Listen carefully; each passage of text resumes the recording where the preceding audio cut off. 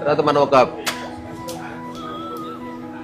ఇప్పుడు ఏం జరిగింది, దానికి తగిలి నీళ్ళు కింద పడ్డాయి. అట్లా మనకు కనిపించింది. ఓకే. బేసికల్గా తగలడం ఇంపార్టెంట్ కాదు, ఇందులో నీళ్లు ఉన్నాయి కాబట్టి కింద పోయాయి. అది పాయింట్. ఇందులో నీళ్లు ఉన్నాయి కాబట్టి కింద పోయాయండి. సో ఇది ఒక సింబాలిక్.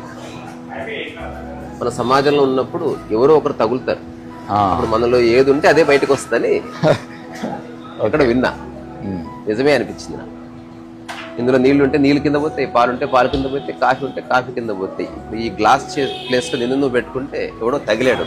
నీలో ద్వేషం ఉంటే ద్వేషం బయటకు వస్తుంది, గొడవపడే లక్షణం ఉంటే గొడవపడే లక్షణం బయటకు వస్తుంది, అర్థం చేసుకునే లక్షణం ఉంటే అర్థం చేసుకోవడం బయటకు వస్తుంది, ప్రేమ ఉంటే చూసుకున్న ఆయన అని చెప్పారు. అందుకని తగలడం అనివార్యం, ఖచ్చితంగా. ఏది పడుతుంది అన్నది నీ చేతులు ఉంది. అందుకని చెక్ యువర్ సెల్ఫ్.